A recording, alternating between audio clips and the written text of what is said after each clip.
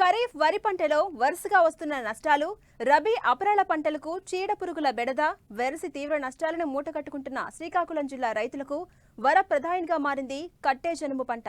పైసా పెట్టుబడి లేకుండా, ఎటువంటి ఎరువులు వాడకుండా వేల రూపాయల లాభాన్ని ఆర్జించి పెడుతుంది. దీంతో సిక్కోలు జిల్లాలో వందలాది మంది రైతులు ఈ పంటను పండిస్తూ నష్టాల నుండి బయటపడుతున్నారు.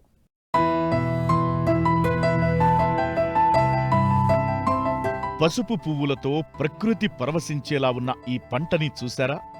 ఇదే కట్టెజనుము పంట. క్రోటలోరియా జునాసియా సన్హెంప్గా పిలువబడే ఈ కట్టెజనుము పంట రైతులకు సిరులు కురిపిస్తోంది. శ్రీకాకుళం జిల్లా వంటి వెనుకబడిన ప్రాంతాల్లో కేవలం ఖరీఫ్కే నీరు అందుతుంది. ఇక రబీ పంటలైతే కేవలం బోర్లపైనే ఆధారపడి పండిస్తుంటారు. నీటి సౌకర్యం లేని రైతులు మినుము, పెసర, నువ్వులు వంటి ఆరుతడి పంటలు పండిస్తూ ఉంటారు.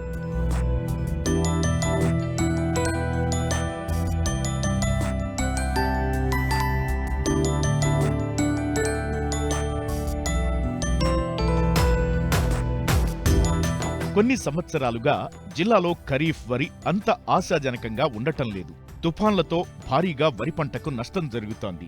దీంతో పెట్టిన పెట్టుబడులు కూడా వచ్చే పరిస్థితి లేదు. ఈ నష్టాలను పూడ్చుకుందామని రబీలో అపరాల పంటలైన మినుము, పెసర లాంటి పంటలను వేస్తే చీడపీడలు ఆశించి తీవ్ర నష్టం చేస్తున్నాయి. దీంతో ప్రత్యామ్నాయ పంటల వైపు మళ్లారు రైతులు. ఎలాంటి ఖర్చు లేని కట్టెజనుమును ఎంచుకున్నారు పలాస మండలం రాజగోపాలపురం గ్రామ రైతులు. ప్రస్తుతం కాత దశలో ఉన్న ఈ పంట నుంచి మంచి దిగుబడి వస్తుందని ఆశాభావం వ్యక్తం చేస్తున్నారు.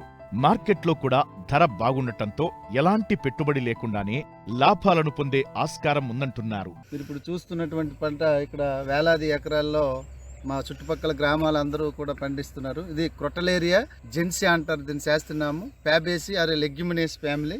ఈ పంట విపరీతంగా సాగు చేయడానికి కారణం ఇది జీరో బేస్డ్ పాలేకర విధానంలో జీరో బేస్డ్ బడ్జెట్తో రైతులు అతి తక్కువ ఖర్చుతో మంచి లాభాలు ఆర్జించడానికి చేస్తున్నటువంటి పంట ఇది. మనం సాధారణంగా మినుము, పెసర ఈ కాలంలో వేస్తారు. రబీలో వేస్తే ఆ బూడిద తెగులు, ఆకుమచ్చ తెగులు, ఎల్లో మొజాయిక్ తెగులు రావడం వల్ల ఈ మధ్యన అపరాల లాస్ వస్తుంది. కాబట్టి ఇది కూడా ఏంటంటే ఈ కాయల్లో గింజలు అవుతాయి. ఈ గింజలు నూనెకి వెళ్తాయి అంటారు. మనం మిక్చర్లో కూడా తింటుంటాం. చిన్న గింజ కలుపుతారు. మార్కెటింగ్ చాలా బాగుంది. ఇక్కడ మనకు నర్సనపేటలో మార్కెటింగ్ కానీ, బరంపురం మార్కెట్లో కానీ ఇది కింట 6,000 7,000 పలుకుతుంది. కాబట్టి రైతుకి చాలా లాభదాయకం. ఇందులో ముఖ్యంగా ఏంటంటే ఖరీఫ్లో ఇవి పచ్చిరొట్టగా వినియోగిస్తారు. ఈవెన్ బ్యారెన్ ల్యాండ్ అంటే ఫెర్టైల్ కాని ల్యాండ్లో కూడా ఇవి వేస్తే చక్కని పంట వస్తుంది. ఇటు జంతువుల నుండి ప్రొటెక్షన్, ఎటువంటి జంతువు, మేకలు, గొర్రెలు, ఎటువంటి పశువులు కూడా మెయ్యవు, హాని చేయవు. మనకి పంట చాలా ఈజీ. మొలకెత్తడానికి విత్తనాలు మాత్రం 2 రోజులు నానబెట్టి వేయాలి. పదును ఉండాలి. ఖరీఫ్లో కంటే రబీలోనే ఇది చక్కగా మనకి దిగుబడులు ఎక్కువగా ఇస్తుంది. దీనిలో మొలకెత్తిన తర్వాత అసలు నీరు పెట్టకూడదు. ఎక్కువ నీరు పెడితే చచ్చిపోతాయి. కాబట్టి వర్షాధారం లేనటువంటి ఎక్కడ మనకి మిట్టు ప్రాంతాల్లో కూడా చాలా సక్సెస్ఫుల్గా ఇప్పుడు అందరూ సాగు చేస్తున్నారు. రైతులు 50 మంది చుట్టుపక్కల పలాస మండలం వివిధ గ్రామాల్లో విపరీతంగా ఈ పంట పండించడం జరుగుతుంది. కారణం రైతుకి మినిమం మనకి 7 క్వింటాలు 5 క్వింటాలు మామూలుగా అవుతాయి. 7 క్వింటాలు అయినా కింట 7,000 చేతి 7,7 50,000 వస్తాయి. అసలు జీరో బేస్డ్ ఏమీ మదుపు పెట్టిన అవసరం లేదు, ఎరువులు వేయని అవసరం లేదు, నీరు పెట్టకూడదు. నీరు లేకపోయినా పండుతాయి. ఈవెన్ ధాన్యం రేటు లేని ఈ సందర్భంలో వాటర్ ఉన్నప్పుడు కూడా ఇన్నాళ్ళు ఇదంతా వరి మాగాని రబీ పండించేవాళ్ళు. ఇప్పుడు రబీ మానేసి ఈ కొట్లేరియా జెన్సియా దీన్ని కట్టి జనుము అని కూడా అంటారు. మన నర్సనపేట అన్ని ఏరియాలో సాధారణ లోకల్ పేరు ఏంటంటే కట్టి జనుము. మన పలాస మండలంలో దీనికి ఏమని పిలుస్తారంటే రైతులు తెట్టంగి అనే నామకరణంతో పిలుస్తుంటారు. ఇది ఖరీఫ్లో అయితే ఎంతకంటే దున్నేసి కలిగి దున్నడం వలన భూమి సారవంతం అవుతుంది. ఇప్పుడు రబీలో ఏంటంటే రూపాయి ఖర్చు లేకుండా విత్తనాలే 150 లెక్క మేము గవర్నమెంట్ కొంత సప్లై చేసింది, ప్రైవేట్గా కూడా కొన్నాం. కేజీ 150 లెక్క కొన్నాం. మేము దాదాపు ఇక్కడ 2 ఎకరాలు సాగు చేస్తున్నాం. అందరూ కలిపి 1000 ఎకరాల్లో ఇక్కడ చుట్టుపక్కల గ్రామాలందరూ సాగు చేస్తున్నారు. చాలా లాభదాయకం. ఇవేంటంటే కాయలు వస్తాయి. దీనిలో ఈ కాయలు ఏంటంటే కాయల్లో గింజలు ఉంటాయి. ఆ గింజలు అప్పుడు కొట్టేసి గింజలు ఇచ్చి సెపరేట్ చేస్తే గింజల రేటు మంచి రేటు ఉంది. 65-75 ఇలా పలుకుతుంది.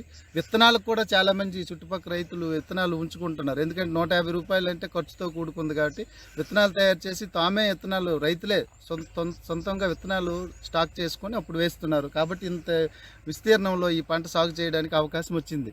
ఇది అద్భుతమైన పంట. మనకి ఖరీఫ్లో నీరు లేకపోయినప్పుడు కూడా రబీలో పండించవచ్చు. మరి లాభదాయకం, రూపాయి ఖర్చు ఉండదు. మీరు 7 బస్తాలు అయినా కానీ 49-50 వేలు మినిమం ఖర్చు ఏమీ లేకుండా 50 వేలు, 40 నుండి 50 వేలు రైతులు లాభంగా పొందవచ్చు. అందుకోసమే ఇంత విస్తీర్ణంగా పండిస్తున్నారు ఇక్కడ రైతులు. మిగతా పంటలతో పోలిస్తే రబీలోకి ఇది చాలా అనువైన పంట. మితిమీరిన రసాయనిక ఎరువులు, పురుగుమందుల వాడకం వల్ల భూమిలో సేంద్రియ కర్బనం తగ్గిపోయి చౌడు శాతం పెరిగిపోతోంది. పంటల సాగుకు పనికి రాకుండా పోతోంది. ఎంత పెట్టుబడి పెట్టినా దిగుబడి రాక రైతులు నష్టపోతున్నారు. ఇలాంటి పరిస్థితుల్లో పచ్చిరొట్ట పంటలను పెంచి నేలలో కలియదున్నడం ద్వారా భూసారం పెంచుకోవచ్చు. పశువుల ఎరువు లభ్యత తక్కువ ఉన్న ప్రస్తుత పరిస్థితుల్లో పచ్చిరొట్ట పైర్ల సాగు రైతుకు సులభమైన మార్గం.